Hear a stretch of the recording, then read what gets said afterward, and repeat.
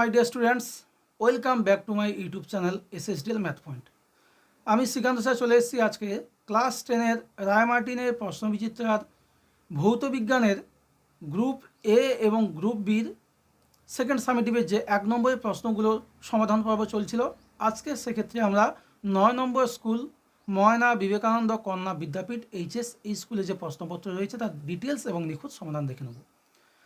তা ছোটো একটি রিকোয়েস্ট, আমার এই চ্যানেলে যারা নতুন ভিউয়ার্স রয়েছে প্রত্যেকেই ওয়েলকাম, এবং ভিডিওগুলি যদি ভালো লাগে অতি অবশ্যই পাশে থাকা বেল আইকনে প্রেস করে সাবস্ক্রাইব করে দাও, যাতে করে প্রতিনিয়ত তোমরা এই প্ল্যাটফর্ম থেকে আপডেট পেতে পারো।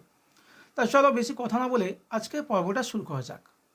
আজকের পর্বে যে 9 নম্বর স্কুল রয়েছে দেখতে পাচ্ছ তোমরা, সেখানে গ্রুপ এতে প্রথমে 1.1-এ বলেছে প্রদত্ত কোন বিষয়টির ওপর ধাতুর তাপ পরিবাহিতাঙ্ক নির্ভর করে। তা দেখো 4টে অপশানের মধ্যে সঠিক উত্তর হয়ে যাবে অপশান বি। এখানে তোমাদের বইতে সম্ভবত রয়েছে ইঞ্জিন হজের একটি পরীক্ষা, সেই পরীক্ষা একটা অনুসিদ্ধান্ত মাত্র। এরপর 1.2-তে বলেছে এসটিভিতে 22.4 লিটার কার্বন মনোক্সাইডের ভর। দেখ কার্বন মনোক্সাইড বলতে CO দেখো 22.4 লিটার এসটিভিতে বলতে 1 মোল, তাহলে তার ভরটা চলে আসছে কার্বনে 12 আর অক্সিজেনের 16, 12 আর 16 মিলে চলে আসছে 28। তাহলে সঠিক উত্তর বেড়া হয়ে যাচ্ছে অপশান সি 28 গ্রাম। এরপরে 1.3-তে বলেছে 10টি ইলেকট্রন একটি বিন্দু থেকে অন্য বিন্দুতে নিয়ে যেতে কৃতকার্য ডব্লিউ হলো। তাহলে বিন্দু দুটির মধ্যে বিভব পার্থক্য কত? তা বিভব পার্থক্য ভি সমান ডব্লিউ বাই কিউ, ভি সমান ডব্লিউ বাই কিউ, এটা আমরা সবাই জানি। ডব্লিউ এখানে কৃতকার্য বলাই আছে, আর কিউ বলতে আধান, এখানে 10টি ইলেকট্রন বলতে এক একটি ইলেকট্রনের আধান ই ধরা হলে তাহলে 10টি ইলেকট্রনের আধান হবে 10E, অর্থাৎ এখানে ডব্লিউ বাই কিউ এর জায়গায় চলে আসবে 10E। তাহলে সঠিক উত্তর হয়ে যাচ্ছে option A W by 10E। 1.4-এ বলেছে ফ্লেমিংয়ের বামহস্ত নিয়মে তড়িৎ প্রবাহের দিক নির্দেশ করে। সঠিক উত্তর অপশান এ মধ্যমা। এখানে 3টে জিনিস মনে রাখবে, মধ্যমা হচ্ছে তড়িৎ প্রবাহের অভিমুখ, তর্জনী চৌম্বকক্ষেত্রীয় অভিমুখ এবং বৃদ্ধাঙ্গুষ্ঠ পরিবাহী গতির অভিমুখ নির্দেশ করে। এরপর 1.5-এ বলেছে প্রদত্ত কোনটির ক্যাথোডে বিজাহিত হওয়ার প্রবণতা সবচেয়ে বেশি। তা দেখো 4টে যে আয়ন রয়েছে সব থেকে নিচের দিকে অবস্থান করছে Ag+, আর্জেন্টাম প্লাস, সুতরাং এটি হচ্ছে বিজাহিত, অর্থাৎ ইলেকট্রন গ্রহণ করার প্রবণতা বেশি হবে, অর্থাৎ অপশান ডি হয়েছে সঠিক উত্তর। 1.6-এ বলেছে বেগুনি বর্ণে আম্লিক পটাশিয়াম ম্যাঙ্গানেট দ্রবণে H2S গ্যাস পাঠালে দ্রবণে অন্তিম বর্ণ হবে। অপশান ডি সঠিক উত্তর বর্ণহীন, এক প্রকার ম্যাঙ্গানাস লবণ তৈরি করে বর্ণহীন। 1.7-এ বলেছে প্রদত্ত কোনটি সালফাইড যুক্ত আকরিক। তা দেখো 4টে অপশানের মধ্যে সঠিক উত্তর হবে কপার গ্ল্যান্স, যার সংকেতটা তোমরা জানো Cu2S। বক্সাইড হচ্ছে অ্যালুমিনিয়াম, রেড হেমাটাইট হচ্ছে লোহার, ক্যালামাইন হচ্ছে জিঙ্ক। তাহলে সালফাইড যুক্ত আকরিক হচ্ছে copper glance Cu2S, copper sulphide. এবার গ্রুপ বিতে আমরা ফিরব। গ্রুপ বি যে প্রশ্নগুলো রয়েছে দেখো, প্রথমে 2.1-এ গ্যাসের প্রমাণ ঘনত্ব এবং বাষ্প ঘনত্বের মধ্যে সম্পর্ক কী।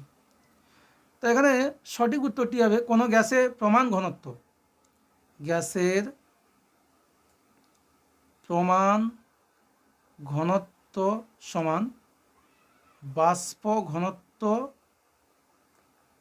ইন্টু 0.089 গ্রাম পার লিটার। ঠিক আছে, তাহলে গ্যাসের প্রমাণ ঘনত্ব এবং বাষ্প ঘনত্বের মধ্যে সম্পর্ক কী হলো বেটা? গ্যাসের প্রমাণ ঘনত্ব সমান ওই গ্যাসের বাষ্প ঘনত্ব গুণিতক 0.089 গ্রাম পার লিটার। এরপর সত্য বা মিথ্যা, কোনো কঠিন পদার্থের দৈর্ঘ্য প্রসারণ গুণাঙ্ক তার প্রাথমিক দৈর্ঘ্যের উপর নির্ভর করে। সম্পূর্ণ মিথ্যা, এটা ডিপেন্ড করে, তাহলে আগে মিথ্যাটা লিখে দিই মিথ্যা, এবং এটা ডিপেন্ড করে কার উপরে?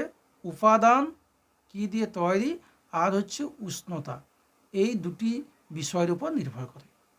এরপর 2.3-তে কোন শর্তে তরলে 2 ধরনের প্রসারণ গুণাঙ্কের মান সমান হবে। তাহলে এখানে ছোটো করে একটু লিখি যে আমরা জানি gamma R equal to gamma A plus gamma G, অর্থাৎ প্রকৃত প্রসারণ গুণাঙ্ক সমান আপাত প্রসারণ গুণাঙ্ক প্লাস পাত্রে উপাদানের প্রসারণ গুণাঙ্ক। তা গামা জি যদি 0 হয়ে যায়, এই বেটা যদি 0 হয়ে যায়, তাহলে gamma R equal to gamma এ। সুতরাং কন্ডিশানটা হয়ে যাবে পাত্রের উপাদানের প্রসারণ গুণাঙ্ক শূন্য হলে বা পাত্রটা যে উপাদান দিয়ে তৈরি তার যদি কোনোরূপ প্রসারণ না ঘটে।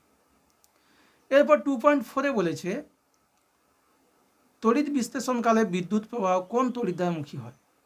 দেখো বাইরের যে বর্তনী রয়েছে সেখানে অ্যানোড থেকে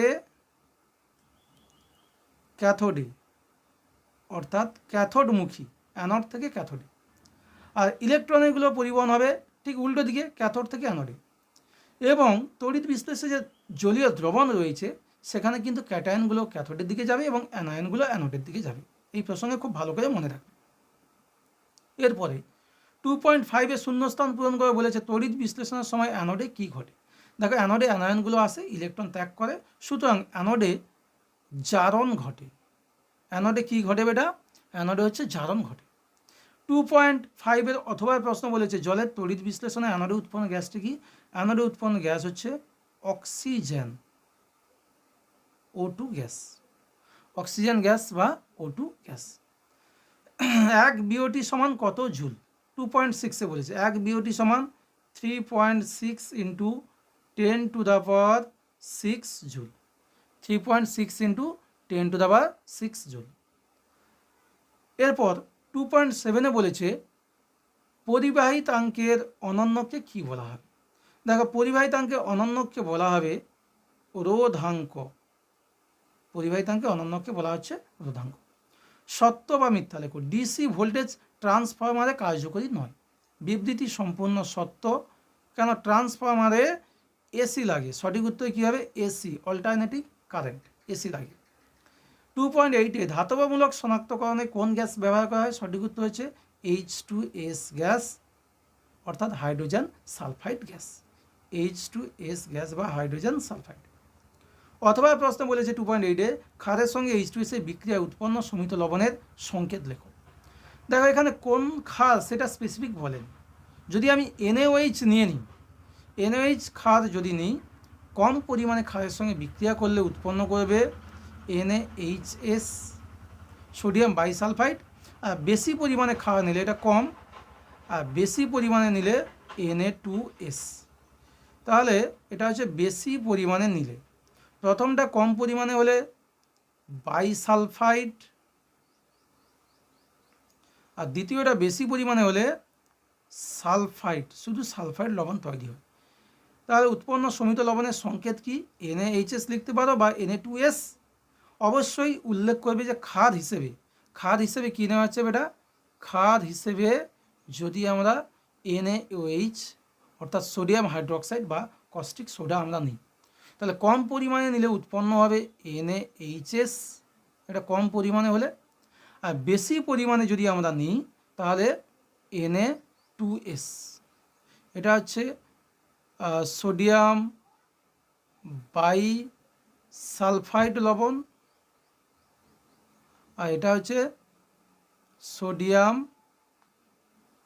সালফাইড লবণ। ঠিক আছে।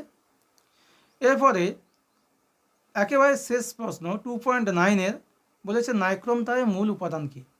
দেখো নাইক্রোম তারের মূল উপাদান হচ্ছে লোহা, নিকেল, ক্রোমিয়াম। কি বেটা? লোহা, নিকেল, আর সঙ্গে রয়েছে ক্রোমিয়াম, Cr।